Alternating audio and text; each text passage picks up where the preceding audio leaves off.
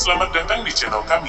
Kali ini, kita akan membahas 5 ide menarik untuk budidaya tumbuhan dan hewan yang bisa kalian coba di rumah, atau bahkan dijadikan peluang bisnis. Dari hidroponik yang modern hingga ternak hewan unik, kita akan kupas tuntas langkah-langkahnya, tips sukses, dan potensi keuntungannya. Yuk simak sampai akhir.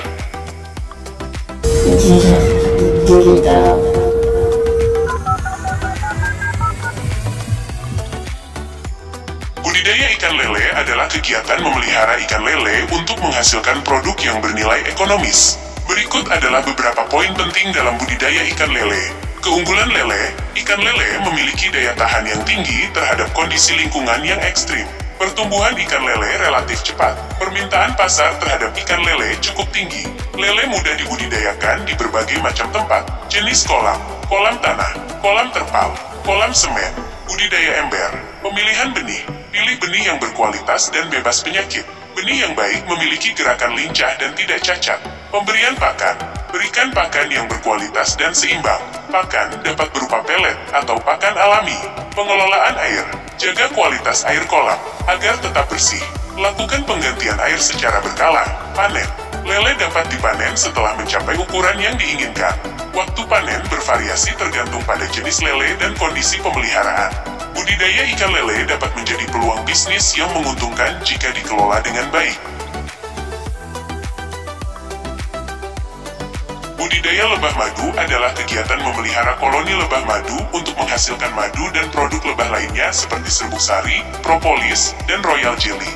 Berikut adalah beberapa poin penting dalam budidaya lebah madu. Keunggulan budidaya lebah madu. Produk bernilai tinggi, madu dan produk lebah lainnya memiliki nilai ekonomi tinggi dan permintaan pasar yang stabil. Ramah lingkungan, lebah madu berperan penting dalam penyerbukan tanaman, mendukung keanekaragaman hayati. Potensi pendapatan tambahan, budidaya lebah madu dapat menjadi sumber pendapatan tambahan yang menjanjikan. Aspek penting dalam budidaya lebah madu, pemilihan lokasi. Lokasi yang ideal memiliki banyak sumber pakan berupa tanaman berbunga, akses air bersih yang cukup, terhindar dari pestisida dan polusi. Jenis lebah madu. Beberapa jenis lebah madu yang umum dibudidayakan di Indonesia, antara lain Apis mellifera dan Apis cerana. Lebah trigona atau lebah tanpa sengat juga sedang populer untuk dibudidayakan. Peralatan. Kotak sarang, stup sebagai tempat tinggal lebah. Alat pelindung diri, pakaian khusus, masker, sarung tangan. Alat pemanenan madu, ekstraktor. Pemeliharaan. Pemeriksaan rutin kondisi koloni lebah. Pemberian pakan tambahan jika diperlukan. Pengendalian hama dan penyakit. Pemanenan. Pemanenan madu dilakukan saat sarang sudah penuh dan matang. Pemanenan harus dilakukan dengan hati-hati agar tidak merusak koloni lebah. Tips tambahan. Penting untuk mengikuti pelatihan atau bimbingan dari peternak lebah berpengalaman. Jaga kebersihan lingkungan sekitar sarang lebah. Selalu gunakan alat pelindung diri saat berinteraksi dengan lebah. Budidaya lebah madu membutuhkan pengetahuan dan keterampilan khusus, tetapi dapat menjadi usaha yang menguntungkan dan bermanfaat bagi lingkungan.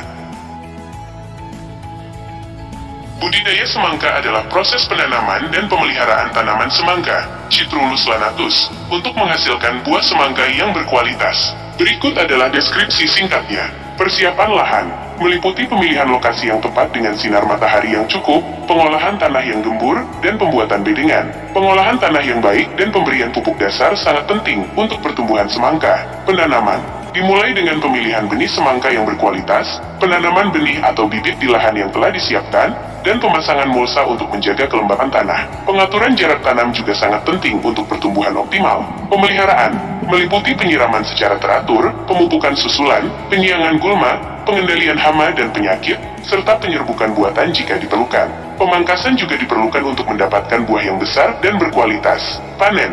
Waktu panen yang tepat sangat penting untuk mendapatkan buah semangka yang matang sempurna. Pemetikan dilakukan dengan hati-hati untuk menghindari kerusakan pada buah. Pasca panen, meliputi sortasi, grading, pengemasan, dan penyimpanan buah semangka. Penanganan pasca panen yang baik akan menjaga kualitas buah semangka hingga sampai ke konsumen. Secara singkat, budidaya semangka memerlukan perhatian khusus pada setiap tahapannya, mulai dari persiapan lahan hingga pasca panen, untuk menghasilkan panen yang optimal. Budidaya cabai merah melibatkan beberapa tahapan penting untuk menghasilkan panen yang optimal. Berikut adalah ringkasan singkatnya. Persiapan lahan. Pilih lokasi yang tepat dengan sinar matahari cukup dan drainase baik. Olah tanah, buat bedengan, dan berikan pupuk dasar. Persemaian. Siapkan benih berkualitas dan media semai yang sesuai. Semai benih, jaga kelembapan, dan pindahkan bibit ke lahan setelah cukup umur. Penanaman, buat lubang tanam dengan jarak yang tepat. Tanam bibit, pasang mulsa, dan ajir, penyangga. Pemeliharaan, lakukan penyiraman, pemupukan, penyiangan gulma, dan pengendalian hama, penyakit secara teratur. Panen, panen cabai saat sudah berwarna merah penuh dan mengkilap. Lakukan pemetikan dengan hati-hati agar tidak merusak tanaman lain. Pasca panen, lakukan sortasi, grading, pengemasan, dan penyimpanan yang baik untuk menjaga kualitas cabai. Secara singkat, budidaya cabai merah memerlukan perhatian pada detail dari persiapan lahan hingga pasca panen untuk mendapatkan hasil yang memuaskan. Budidaya yang kelima atau yang terakhir adalah budidaya versi Anda semua. Silakan tulis di kolom komentar tentang budidaya itu, dan jangan lupa like dan subscribe tetap di Jejak Digital. Bagaimana? Keren-keren kan? Sekarang giliranmu untuk berkontribusi. Yuk, mulai budidaya hewan atau tanaman yang kamu minati dan jadilah bagian dari perubahan positif. Jangan lupa untuk like, share, dan subscribe untuk konten-konten menarik lainnya. Jejak Digital.